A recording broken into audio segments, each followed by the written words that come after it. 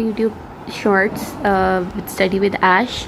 So we're continuing our biochemistry series. So we are going to talk about Ehlers-Danlos syndrome. So basically, this is also one of the collagen disorders. So you need to remember which type collagen does it involve. So we normally studied four types of collagen. So we also have the type 5 collagen that is basically causing joint and skin symptoms. Besides, we need to remember that it could also be due to type 3 collagen where it would have vascular symptoms.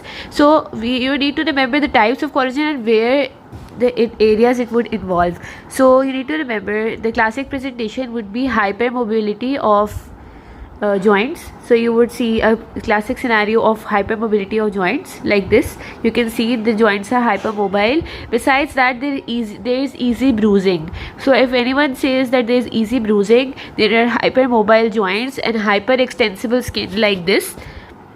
Normally when we pull our skin, it is not that extensible, but in this case it is hyperextensible.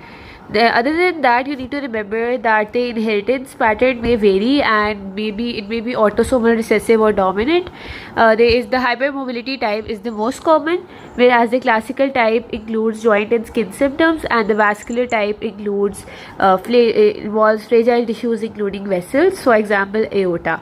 So in case of this disease, the patient might come to you with berry aneurysm, and in case of its rupture, it can lead to a subarachnoid hemorrhage. So subarachnoid hemorrhage, patient might come to you and present you that I have the worst headache of my life. So in that case, you highly suspect subarachnoid hemorrhage due to berry aneurysm. The two most common associations of berry aneurysm include polycystic kidney disease as well as Ehlers-Danlos syndrome. So this could be a classic presentation.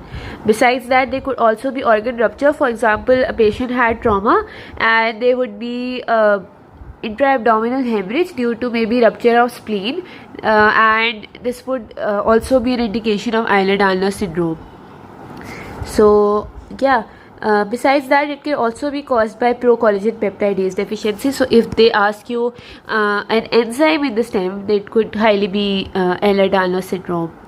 Now, we are also going to discuss Menkes disease. So Menkes disease is basically X-linked connective tissue disorder that I will be discussing in the next video.